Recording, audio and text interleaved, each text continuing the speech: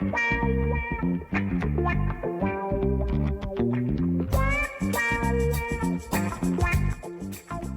the Let's Talk Polyamory podcast, where we talk about all things consensual non-monogamy, polyamory, swinging, and all things about how you can have a secure and sexy relationship. Now here's your hosts, Tara and Andre. Good morning, Andre. Good morning, Tara. How are you feeling today? I'm quite well, thanks. How are you? I'm doing great. It was a super busy weekend. I think I did something every night, but did something in the way of like fun, exciting polyamorous dating stuff, or fun in other ways doing stuff? Which way? Yeah, kind of. Well, interestingly enough, last night I went out and had dinner with my very first boyfriend in university. Well, maybe it wasn't my first one, but he was my first. So that was sort of fun. So we had a really interesting conversation. So we met in I don't want to age myself, a long time ago, decades, like in the previous century, let's just say. So it's quite interesting. And so we had a really great conversation about non-monogamy. So so it was super fun. So your first, huh? My first. From a long list of others. so this is the gardener. The what? The gardener? The gardener. Maybe. How about you? Did you have a good weekend? I did indeed. I actually went on a second date with somebody, and it turned out to be different than my expectations. Both not bad, but it was different, and then surprised. The outcome was surprising and quite interesting, and we hung out, and it was fun because we went to go see a friend's baseball game, and we were in the bleachers, and we were kind of sipping beers. They brought some beers and stuff, and it felt so much like being in high school. So it was a lot of fun. Oh, that's so cool. Oh, awesome. See, there's benefits of, being apart sometimes, right? Like having our own space to do our own things and have fun.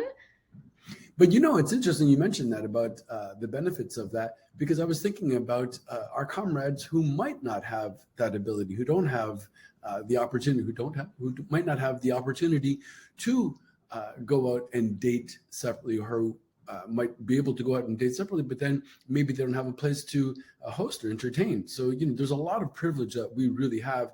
And it's interesting to me, considering how other people might have to deal with these things. How do they arrange it? Do they arrange with their cohabitating partner to, vacate the place once in a while? Or is it something, what understandings, what agreements might they have?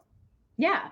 I mean, these things are all figure outable, right? We can figure it out with conversation and communication and that sort of thing. It's like, what do we want and how can we make it work? So what was interesting about the conversation, we should jump in today's topic, but what was interesting about the conversation, which I told you earlier this morning, which was he was really interested to talk to me about what we've been doing, because little did I know, he's been watching some of our content. And so he was saying, I'm really interested in this. He said, it's funny, when he's in the middle of separating from his wife, or he's separated currently, they're not sure what they're doing, and the suggestion was made to him, like, why don't you open your relationship? And I was like, oh, that's so interesting that someone suggested that, because that's often why people open a relationship, to fix something. I said, that is the exact not thing to do. Like, if there's anything wrong with your relationship, unless you want to just ignore each other, but if there's anything wrong in your relationship before you open up, like, it will just create a bigger issue, I think. Like, what do you think about that?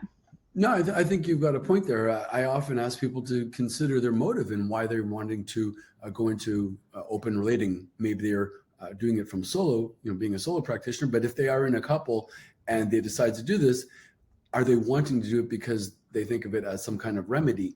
And while in time it might bring you closer, if there are any flies in the ointment, it will only seem to magnify that. If you have communication or miscommunication issues at the moment, going into open relationship is probably not going to help address that. There will be so many other things stimulating you that you may not have time or desire to want to address these things. So I think you and I, and correct me if I'm wrong, we suggest that people really look at what's going on with their relationships. Are there things that could be and should be discussed beforehand. Can we learn these communication styles and then come to a place of greater neutrality where it's not prompted by in a desire to avoid something else, that we come to it open, and then we can really take on a new polyamorous relationship, a new open way of relating.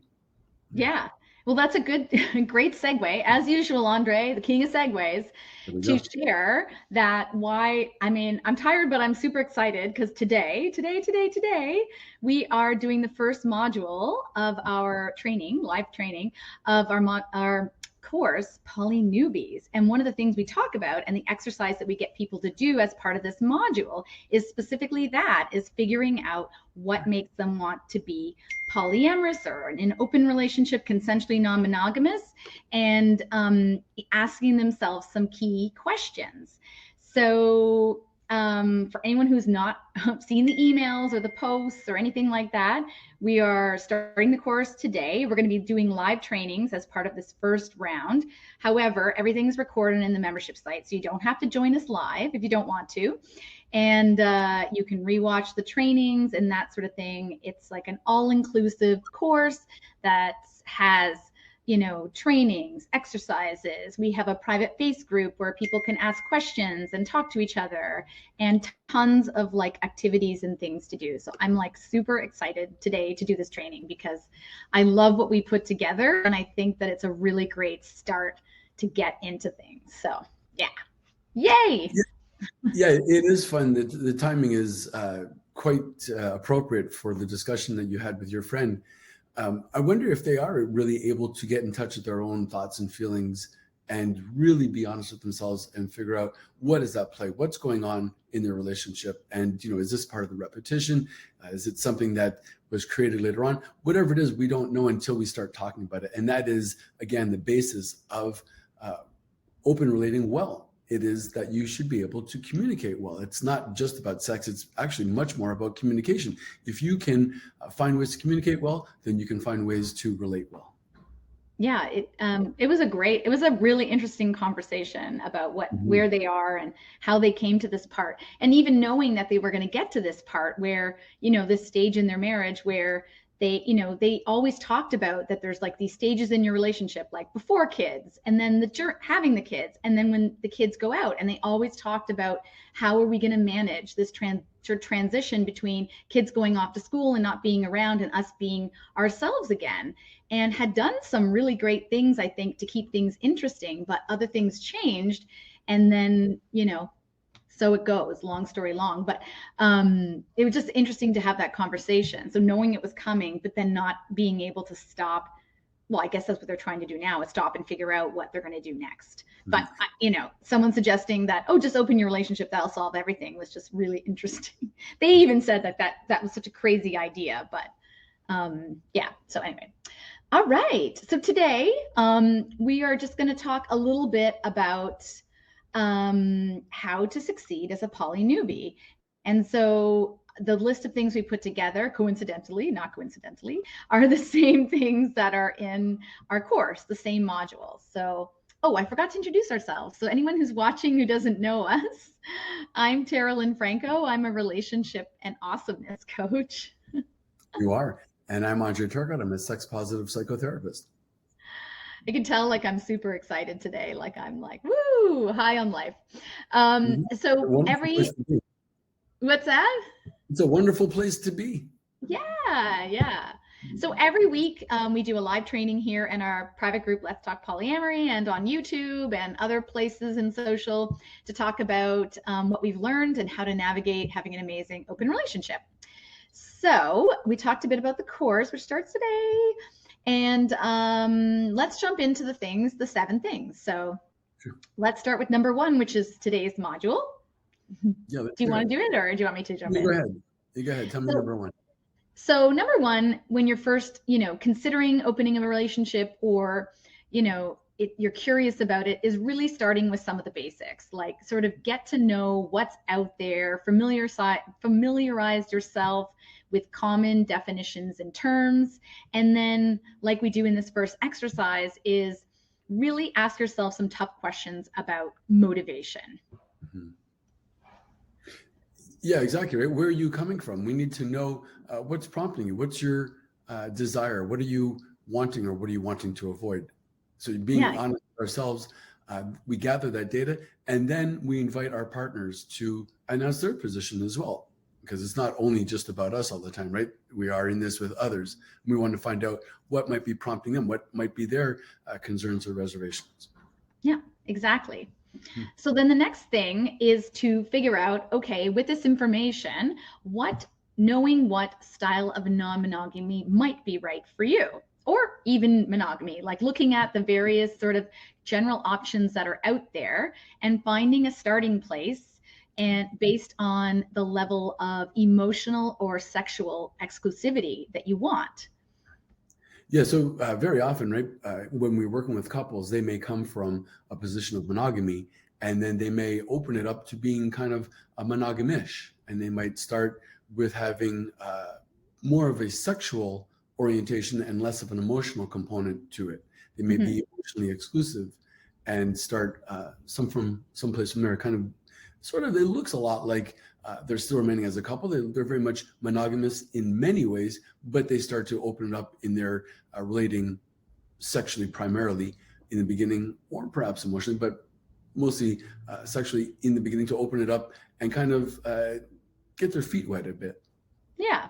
And I Mhm. think like this drawing that I put up here, this is something that was created, well, sort of created by, and we modified by Jessica Fern.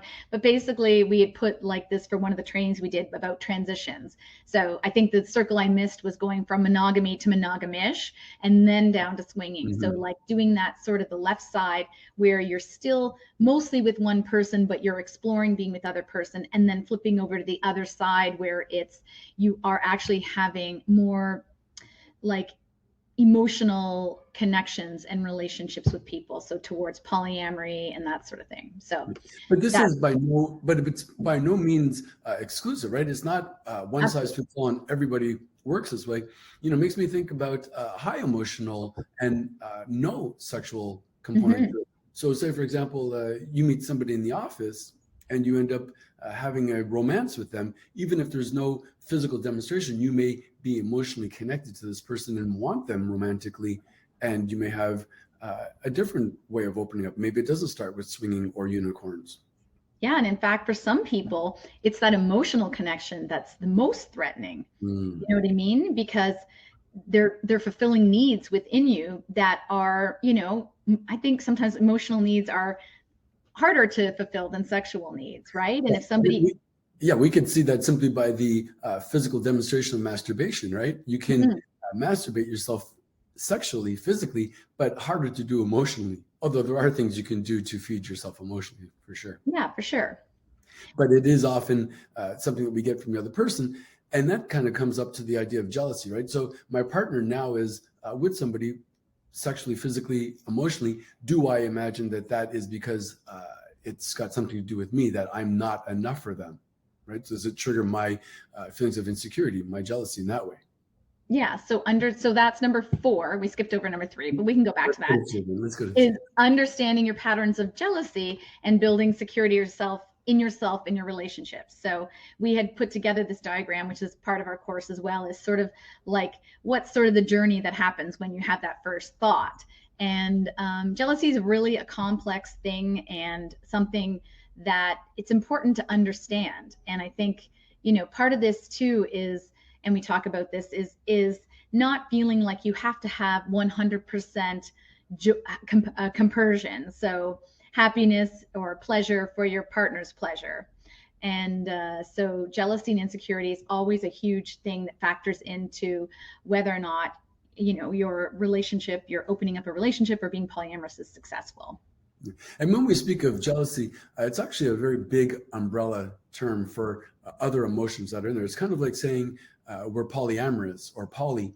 It doesn't necessarily mean that it's limited to that. We often use poly as an umbrella term to include people who are swinging, relationship anarchists, solo, whatever it might be.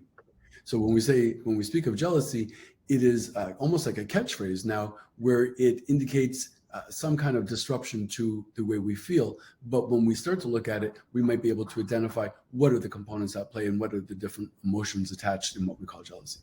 Yeah, I mean, I'll say from my own personal experience, I'm not 100% jealousy free. Like there's moments where I feel a little jelly or I feel, something, but it's okay. I think the thing is understanding where that's coming from, what it is that's driving that feeling, like you said. And so, yeah, like I asked actually my my boyfriend from the past, if he thought this sort of lifestyle would have suited me. Like, and he had an interesting response. He actually thought it did. And I would have thought that he would have thought that I was more of a jealous person. So anyway. Interesting. But you know, also to that point, like many other things, it does not remain static. We can change over time. So I Mhm. didn't consider myself to be necessarily jealous, but there were some events that had unfolded where I was caught by surprise and I found myself to be extremely jealous. But then I was able to unpack that. A lot of that had to do with you being a wonderful supportive partner. And then Mhm. I was able to recognize that. And now, should jealousy ever rear its head, it may be uncomfortable at the moment, but I'm also able to know that it will pass, that I'm able to do things to go beyond the jealousy to the point where actually I can at times feel a little bit of humor in it. Maybe not so much in the moment, but looking back and I say, well, actually, it's an indication of my level of investment. It's an indication of my testing my own levels of security and security and finding out that they too are survivable. So Awesome. we can kind of transition past that. We can actually psychically mature. Exactly.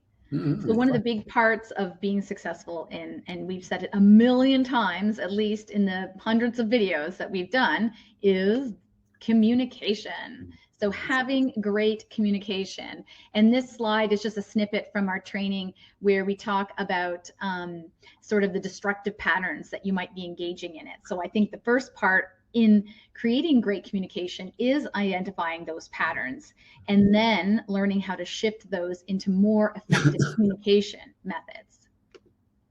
Yeah, absolutely. I wonder if we have the other slide that shows all the positive things we can do, the how we're able to communicate well and effectively. Um, But if not, we will revisit that. Well, there you go. Thank you, Terry. You're amazing. I happen to have this one still saved. I mean, this is just one of a few of the slides, but Mhm. yeah, like some of the things you can do. I think the big part of great communication is actually the part where you're not talking, it's the listening part. And so active listening plays hugely into being successful. And it's hard to listen sometimes when you're triggered and emotions are high. So part of great communication is also knowing when you need to take a break and say, let's get back to this when I can approach this conversation with curiosity and an open heart. Yeah, that's such great points. But you know, the active listening part is so interesting because before really knowing what it was about, I thought that I was a pretty good communicator. I thought that I did a good job of listening. But when we really gain the awareness of what it means to be an active listener, come to find out, well, actually, I could improve quite a bit in my abilities to be an active listener. In fact, we could all improve. And it might seem kind of awkward or foreign in the beginning, but in time, it will become second nature. You'll integrate ways of listening and you'll notice that your relationships increase in quality because you will be more present. You will be a better listener, a more effective communicator, and hopefully your partner will also be participating in something like this and you'll feel as though you're being better understood. So it's win-win. Yeah, and I think the part about communication and listening is also not feeling like somebody has to win the conversation. You know what I mean? You don't not one person doesn't have to be right. It can be just listening to understand different perspectives and appreciating that somebody else has a completely view of the different view of the same situation that you might. I mean, like we had that with a friend of yours. Like she got very angry at me one day and burst out and she said a lot of things and it was hard to listen, but you know a lot of things she said were true, and if they weren't true, they were her belief. It was her view of how she saw it. So that was what was important, not that it was true. That she had these thoughts and she had these feelings because of some action that I did. So you have to kind of take some ownership and listen when people have something to share.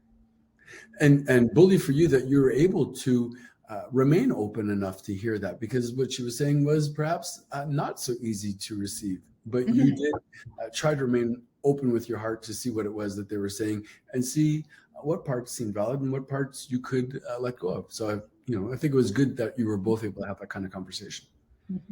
The good thing about learning how to more effectively communicate with our partners, it also helps us communicate better with our families and things like that. Like, I know for myself, one of the big shifts for me in my relationship with my parents has been shifting the way I communicate and the way I listen to them, and understanding that why they might have a certain perspective and where they're coming from, even if I don't agree with it. Yeah. And then it makes me think of nonviolent communication, how we're going to respond to them and how they might be invited to speak to us as well.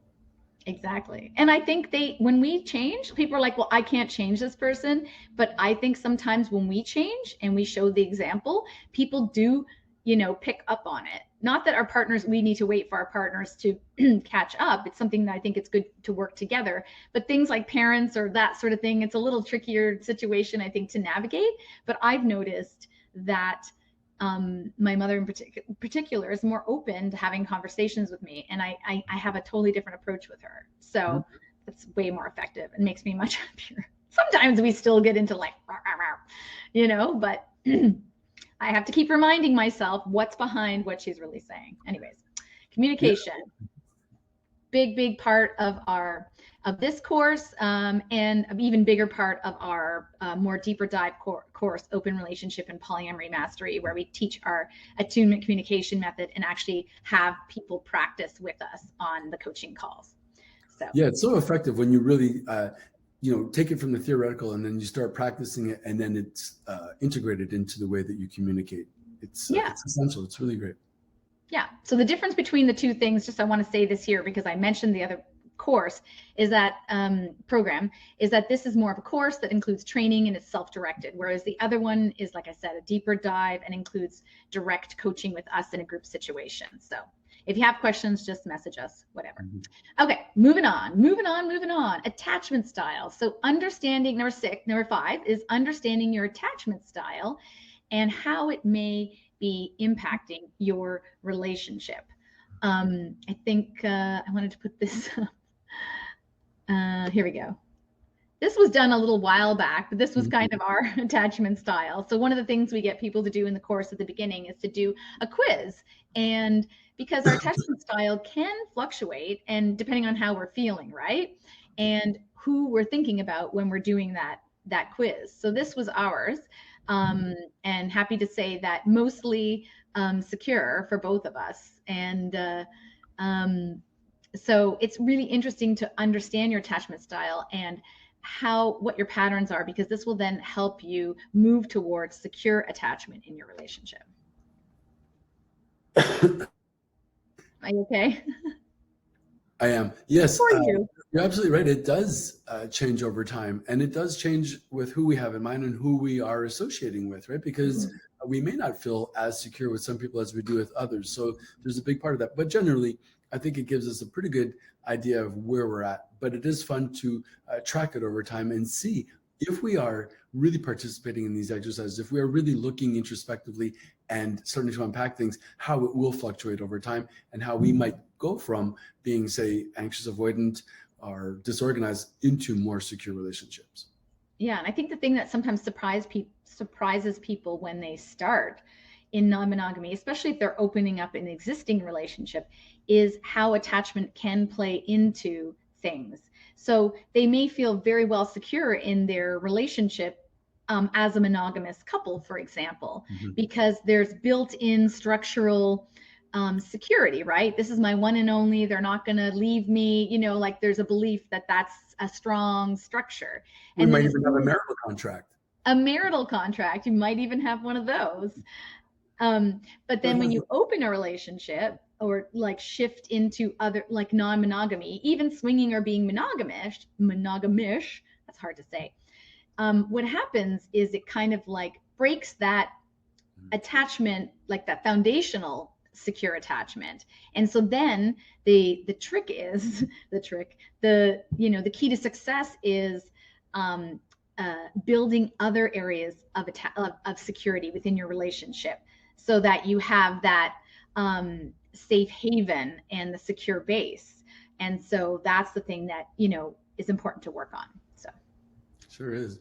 attachment. Okay, number 6 is boundaries, rules, and agreements. And the important part that we cover in the course, and that is good to know, is what's the difference between all these things and what do I need? Because I think sometimes people use the terms interchangeably, but they're very different. And in this module of the course, we have a couple of exercises. We have a really good one on boundaries and establishing your personal boundaries. When we created the activity, I actually did it myself, and I was surprised to see what some of my boundaries are. But it's really interesting to write them down, because then once you know what your boundaries are, it's much easier to communicate them. And then rules and agreements. Yeah, lots to say about that. I'm in favor of agreements, not rules. But those are things to have in place: agreements and boundaries. Yeah, it's not to say that rules are necessarily a bad thing, but do we kind of want to employ them thinking that they're going to somehow protect us, almost like that marital contract, right? It's a rule that says you shouldn't do this or you can't do that. And we create these beliefs around that, but in fact, they're broken all the time. What's much better is that we have agreements about things, and we come into it in a much more consensual way. We build these things together, and we make these agreements. Exactly. Okay. And then finally, there's a bunch of other pieces to pull together in order to be successful. So one of the big things in this is creating, having reviews and check-ins for your relationship. Yeah, it might sound rather foreign or strange, awkward to think of it as having these reviews or check-ins, but we would think that it'd be rather absurd to have a little company and not do quarterly meetings or not be able to look at the balance sheet and assess how we're doing. Well, why should it be any different in our relationship, right? Because feelings will come up and we want to know, how did it land? What are we thinking? How are we feeling? So we take stock of that. We actually sit down and invite each other to let us know how we're doing. And I think it's important that we might even go so far, perhaps in the beginning especially, that we kind of schedule these things. Because if we just think about it in the theoretical, we say, oh yeah, it sounds like a good idea, but we don't do it. Whereas when we say, okay, well, at the end of the month, we're going to talk about how it's going in this quarter. And it sounds kind of transactional, but it's also a good way to err if something is not to your liking so much, or that could stand improvement. It might be hard to just pull it out and say, hey, by the way, I don't like this. Whereas if we feel that we have this invitation to come together to talk about this is our time, then it might make it more of an easier transition and kind of an invitation that's waiting for us already to announce it. You might come to find out, well, there are little things that doesn't seem like a big deal, easy to correct, or maybe it is a good time that we talk about this so we can really address the elephant in the room, the things that are needing our attention. And I think what's helpful is, especially when people start at the beginning, like, I don't know if you remember our start, but I think what I commonly hear from people is it feels like they're constantly talking about the relationship and dealing with issues day to day. It's like it fills the room and sucks the air out of it. Right. But if you know that, obviously you have to deal with things in the moment if they're urgent or pressing or that sort of thing. But if you know, for example, like at the beginning that you're like, let's do a check-in on Sundays over coffee. Like, how are things going? Is anything come up for you? Blah, blah, blah. It allows you to have a safe space to have those conversations and not have to have them every moment of every day. You know what I'm saying? And then you can have bigger reviews, like you said, like quarterly, and go over a big list of things, like you're. Yeah, and you may get to the point where you feel as though things are working well and there are no big discussions necessary, that everything is okay. So while it might seem kind of overwhelming or even daunting in the beginning, in time, you might find out, well, we have addressed these issues and now we are able to go about it more freely, more securely. Yeah, and I think, like you said at the beginning, it's easier to bring things up rather than just saying, oh, hey, Andre, like, oh, I'm feeling this thing. Like, can we talk about it now? Like if you have a check-in, that you're going to be talking then, and then you're like, okay, let me think about how I want to broach this and have this conversation. you know. But there are times when there are fires that need to be put out immediately, Most and definitely. we're not going to wait for the check-in, right? So again, there's no absolutes, but these are kind of tried and true examples of what might work. Yeah. So that's what we consider in terms of pulling it all together. Some other things that we have in the course in that particular module is like how to deal with dating and parties, and what next steps you need to take to continue on your journey. So, and these are all the absolute essentials we believe that you need to get started, to progress if you've just jumped in, or if you're curious to get like that solid foundation to get started and make a decision whether or not being non-monogamous is for you. I think that's the thing I want to point out is that while we call it poly newbies, going through this course or even our bigger course doesn't mean that in the end you have to be like, you have to get a certification of being polyamorous. You can decide at the end that it's not for you. The idea is to go through the process of understanding if it might be with you and the types of things you need to set up to see if it can work for you.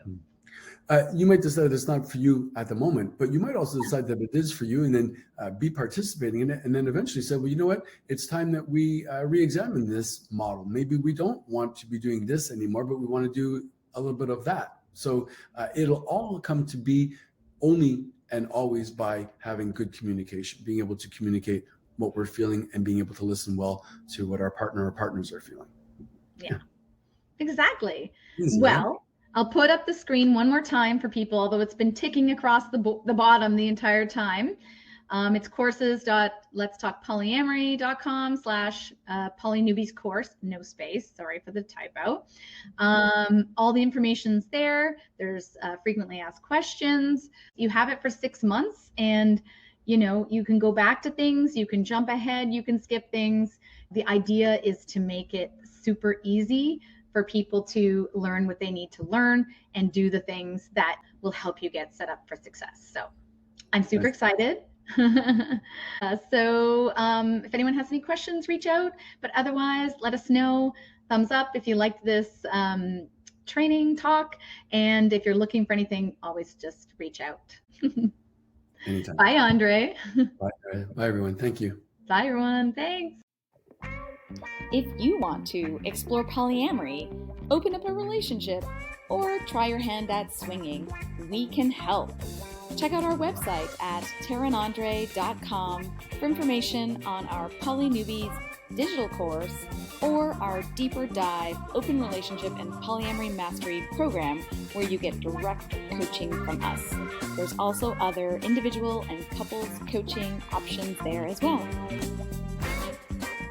Thanks for listening to the Let's Talk Polyamory podcast with TNA. Don't forget to subscribe and give us some love on your favorite podcasting platform. You can check out the show notes for any of the links to the courses or information we talked about today. Thanks, and have a fantastic and sexy day.